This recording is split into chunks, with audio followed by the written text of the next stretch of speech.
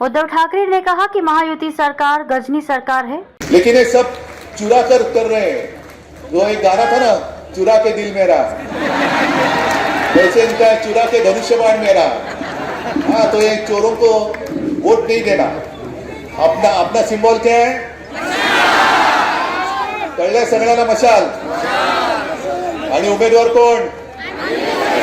अनिल देसाई। एक अनिल पुढे।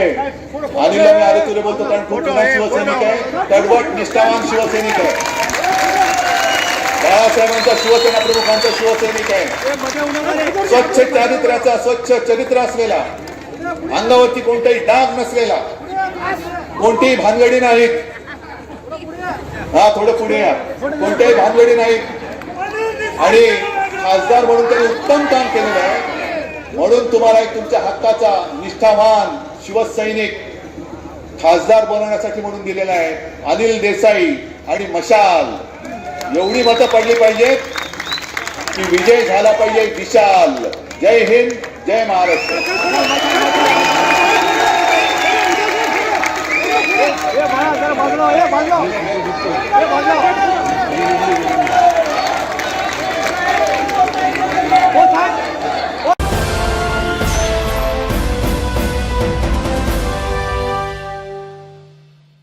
मुंबई ट्रॉम्बे स्थित चीता कैंप में महाविकास आघाड़ी उद्धव शिवसेना के लोकसभा उम्मीदवार अनिल देसाई की सभा में हजारों हजार की संख्या में लोग दिखाई दिए।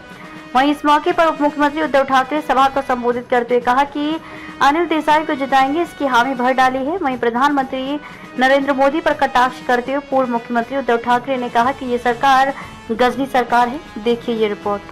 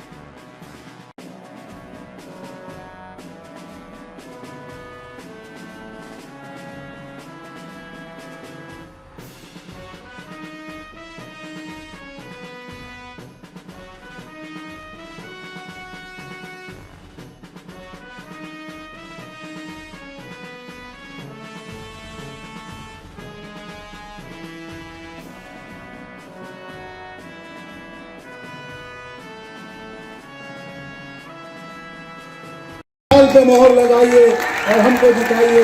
मोदी, आप अगर मेरे को लोकसभा में भेजते जिता के, तो लोकसभा में जो समस्याएं रहेगी वो वहां पे मैं बोलूंगा, आवाज आपकी होगी, गूंज आपकी होगी। जय हिंद, जय महाराष्ट्र, जय हिंद, जय महाराष्ट्र।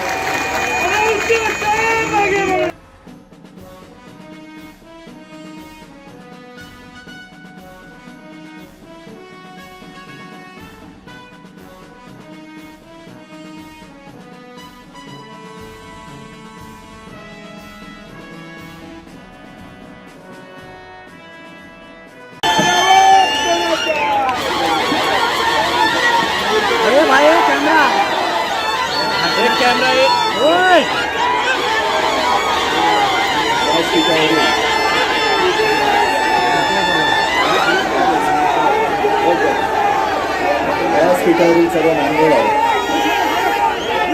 आणि जमलेल्या माझ्या तमाम देशभक्त बांधवांनो, भगिनींनो आणि मातांनो, एक कैमरा। मराठी में बात करूं या हिंदी में? लेकिन मराठी भी समझ में आती है ना। जैसे नसीम भाई आपने कहा, ये उद्धव ठाकरे की लड़ाई नहीं है, ना ही किसी पार्टी या नेता की लड़ाई, ये तो आप सबकी लड़ाई है, आपके भविष्य की लड़ाई है, अपने देश की लड़ाई है, अपने देश की आजादी की लड़ाई है, अपने देश के प्रजातंत्र की लड़ाई है। और इसलिए मैं कहता हूं, सिर्फ हम लड़ने नहीं जा रहे, ये तो लड़ाई हमें जीतनी ही होगी। जीत के साथ मैदान में उतरना होगा। मी मैदानात उतरलेलो आहेच, पूरा महाराष्ट्र घूम रहा हूं और कहीं भी मुझे ऐसे नहीं दिखाई दे रहा है कि लोग निराश होकर बने। लोग तो इंतजार कर रहे हैं, कभी हमें मौका मिल रहा है। और जब मोदी जी ने नारा दिया था, अब की बार 400 पार, तो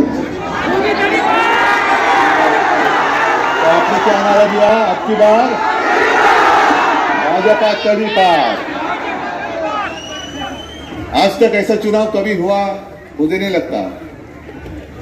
इस तरीके से प्रधानमंत्री जी, मोदी जी बात कर रहे हैं, जिस भाषा में बात कर रहे हैं, वो भाषा मोदी जी मेरे देश के प्रधानमंत्री जी के मुंह में शोभा नहीं देती है।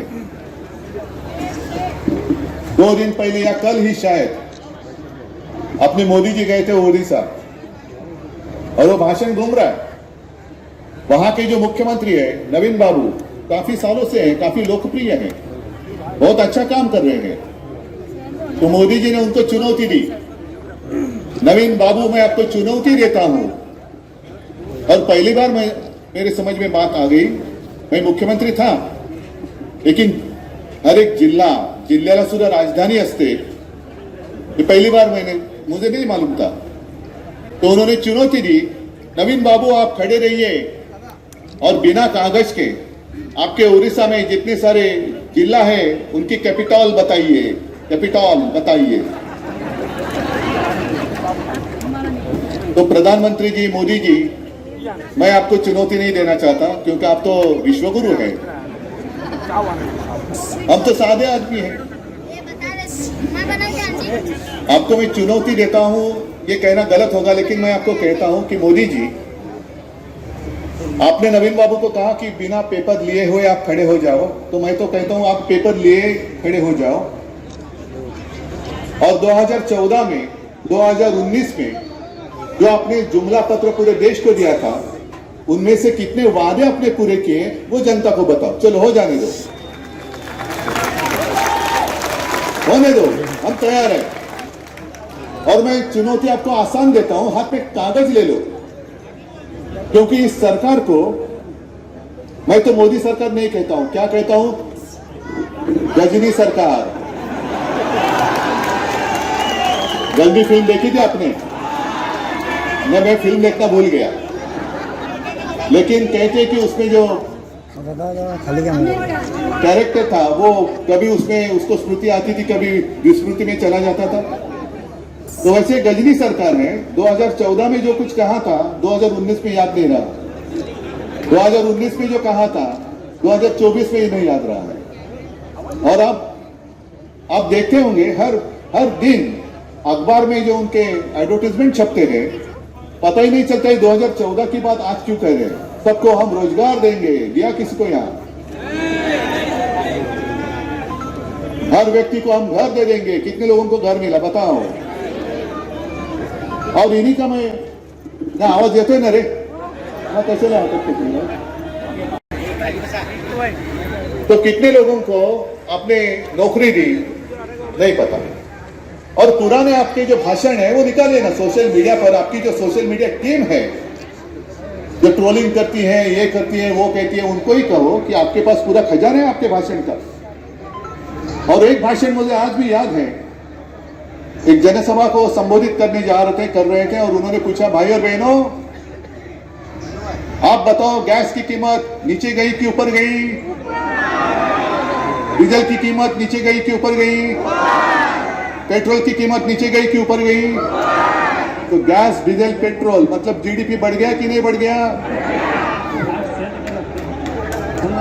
और फिर उन्होंने कहा कि जब आप मतदान के लिए जाओगे,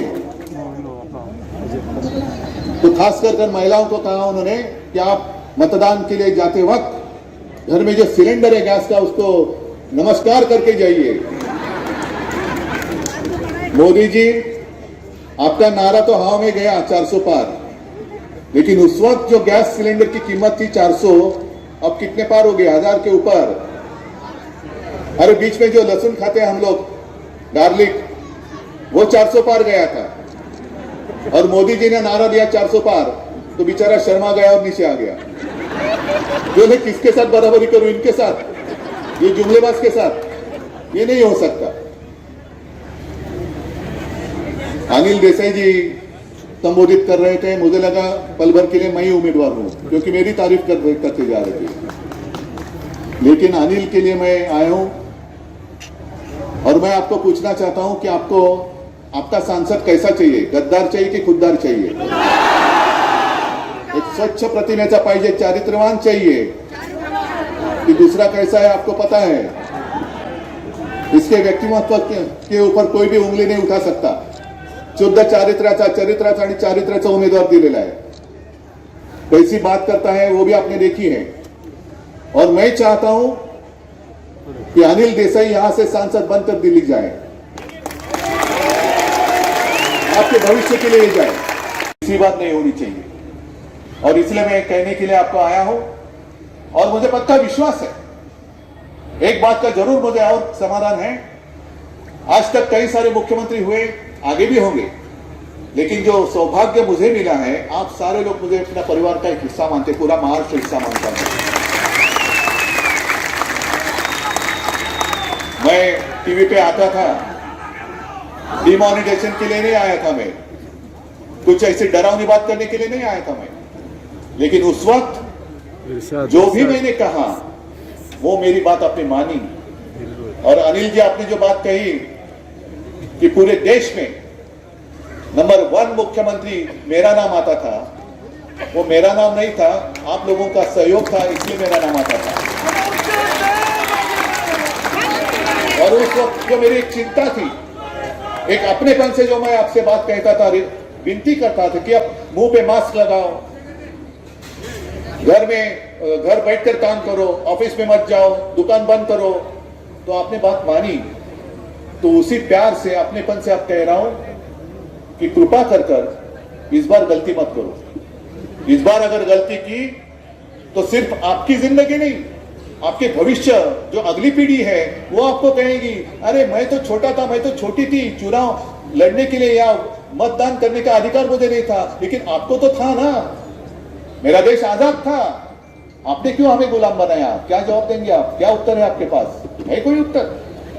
और इसीलिए मैं उसी अपनेपन से कहता हूं कि अब की बार भाजपा तड़ीपार, मतलब इतना तड़ीपार करो कि दोबारा इस देश में भाजपा का कोई उम्मीदवार खड़ा नहीं होना चाहिए। को बचाने का है, और अणुशक्ति नगर से आज हमने यही अपील की है कि इस देश को बचाने की लड़ाई में आप सब लोग साथ दें, और 20 तारीख को इंडिया गठबंधन के उम्मीदवार अनिल देसाई को भारी वोटों से चुनकर भेजें। आपने देखा कि काफी भारी संख्या में जो है उद्धव ठाकरे जी को मुसलमानों का समर्थन मिल रहा है, उसको लेकर क्या कहेंगे? नहीं, बहुत अच्छी बात है। सारे के सारे लोग इस देश के हालात को देख रहे हैं, समझ रहे हैं। सब लोग इस देश के में जो माहौल है पैदा हुआ है उसको बदलना चाहते हैं, एक अच्छी सरकार चुनना चाहते हैं, जो सरकार तामीर और तरक्की के नाम पर काम कर सके। ऐसी सरकार नहीं चाहिए जो हिंदू और मुसलमान, शमशान और कब्रिस्तान, हिंदुस्तान और पाकिस्तान की बात करे।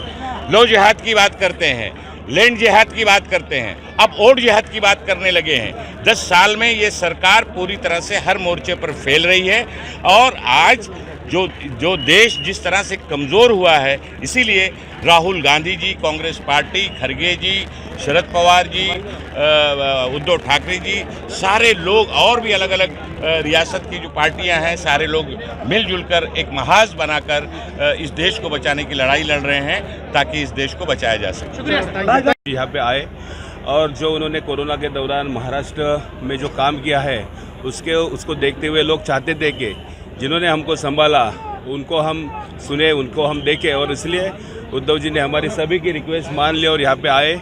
इलेक्शन एक बहाना था, लेकिन लोगों से मिलना ज़रूरी था, इसलिए आज उद्धव जी आए और लोगों से उन्होंने बात की। सर, उद्धव जी ने आके कहीं ना कहीं अणुशक्ति नगर के अंदर एक नई के खिलाफ आवाज़ बुलंद से उठाने का काम उद्धव जी ने किया है, इसलिए उद्धव जी के जो फैन है वो महाराष्ट्र में नहीं है तो पूरे देश में बड़े हैं।